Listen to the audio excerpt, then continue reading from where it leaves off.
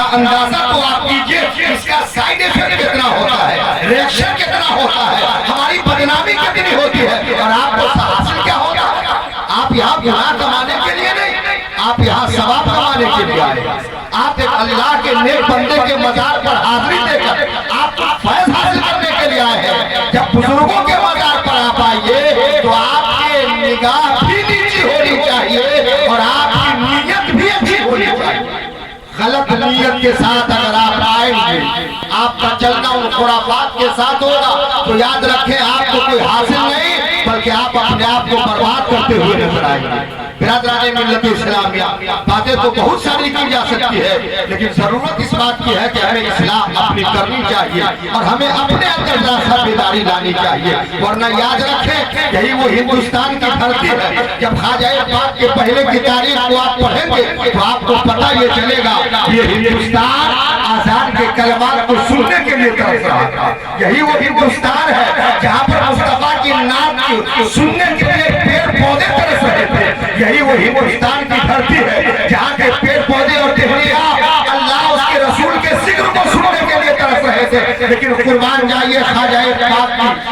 زندگی پر کہ خواجہ پاک اللہ کے پیغمبر نے جب آپ کو بھیجا تو پیارے خواجہ ہندوستان میں آئے، اور آنے کے بعد میں آپ سے ایک سوال کرنا چاہتا ہوں۔ ان اللہ والے کی جب تاریخ پڑھیے گا تو پتہ یہ چلے گا کہ ان کے راستے پر کانٹا بھی بچھایا گیا ہے، ان کے جسم پر پتھر بھی پھینکے گئے ہیں، انہیں پاگل اور مجنون بھی کہا گیا ہے، انہیں گالیاں بھی دی گئی ہے، ان سے مناظرہ بھی کیا گیا ہے، ان کو اعلان جنگ بھی ان کے ساتھ کیا گیا ہے۔ لیکن آپ یاد رکھیں خواجہ پاک نے پیچھے پلٹ کر نہیں دیکھا بلکہ آپ بس ایک ہی اعلان کیا کہ میں یہاں آیا ہوں کسی کے سوال کا جواب دینے کے لیے نہیں، اسلام کے پودا کو سرسبز و شاداب کرنے کے لیے آیا ہوں، قرآن کی آیت کو پھیلانے کے لیے آیا ہوں، دین اسلام کی تبلیغ کے لیے آیا ہوں۔ میں آپ سے پوچھنا چاہتا ہوں ہندوستان میں رہنے والے مسلمانوں، چاہے ہمارا بہار ہو یا پھر بنگال ہو یا اڑیسہ جھارکھنڈ ہو، پورے ہندوستان کا جب محاسبہ کریں گے تو پتہ یہی چلے گا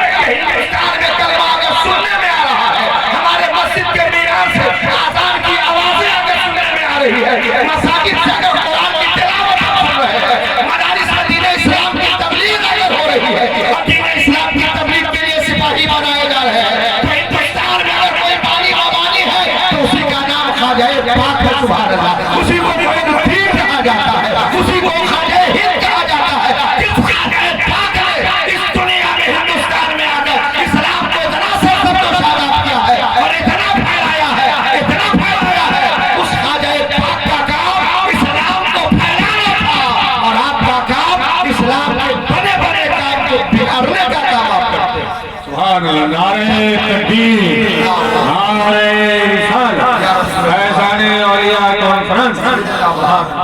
احساس کرنا چاہیے ہمیں، اور اکثر ہماری جماعت کے یہ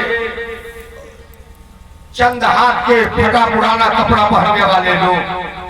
اور ہمارے گھروں کی یہ خواتین اسلام ہندوستان کو ہمارے اسلام کے نظام کو پامال کرتی ہے اور ہندوستان کے نظام کو درہم و برہم کرتی ہے۔ میں آپ سے کہنا چاہتا ہوں یقینی طور سے آپ کے کیے ہوئے جرم کی سزا ہم لوگوں کو اٹھانا پڑتا ہے، اس لیے میں گزارش کروں گا جب مزارات پہ حاضری دیجیے تو ادب کے ساتھ جائیے، اس لیے کہ آپ نے اس نسخے کو سنا نہیں ہے کہ جب عالموں کی بارگاہ میں جاؤ تو زبان کو سنبھال کر کے جاؤ اور جب بزرگوں کی بارگاہ میں جاؤ تو دلوں کو سنبھال کر جاؤ، اس لیے کہ عالم کی نگاہ زبان پر ہوتی ہے اور بزرگوں کی نگاہ دلوں پہ ہوا کرتی ہے۔ سبحان اللہ، تم سوچ کیا رہے ہو، بزرگ اسے دیکھ رہے ہیں۔ سبحان اللہ، تمہارے دل میں وسوسہ کیا رہا ہے، اللہ والے اسے دیکھ رہے ہیں۔ اس لیے میں آپ سے گزارش کروں گا، بہت ادب کے ساتھ میں عریضہ پیش کروں گا کہ ہمارے جلسے کو خراب بھی مت کیجیے، بلکہ اتنی دور سے کمیٹی کے لوگوں نے بڑی محنت و مشقت کے ساتھ آپ ہی کا پیسہ لے کر بڑے بڑے دور سے سفر کرنے کے لیے علماء کو اگر مجبور کیا ہے تو نمائش کے لیے نہیں، صرف ان کے چہرے کی زیارت کرانے کے لیے نہیں، بلکہ اس لیے کہ آنے والا پورنیہ کا خطیب آئے گا تو آ کر قرآن سنا کے کچھ نیا پیغام آپ کو دینے کا کام کرے گا، آنے والا کہیں اور کا خطیب آئے आए तो कुछ बातें पेश करके आपके दिलों में इनकलाब पैदा करने की कोशिश करेगा। उन्हें आपके लिए बुलाया गया है, आपको संवारने के लिए बुलाया गया है। उनके आने का मकसद यही है कि आपकी जिंदगी में बदलाव आना चाहिए, आपकी जिंदगी में इनकलाब आना चाहिए, आपकी जिंदगी में तब्दीली आनी चाहिए। इसलिए हमारी जिम्मेदारी है कि जब तक हम सर्टिफाइड होकर नहीं बैठेंगे, जब तक हम मुतमईन होकर नहीं बैठेंगे, तो आने वाले के जुमले पर हमारी निगाह ताक़ुब भी नहीं कर सकती है और फिर उनके सवारे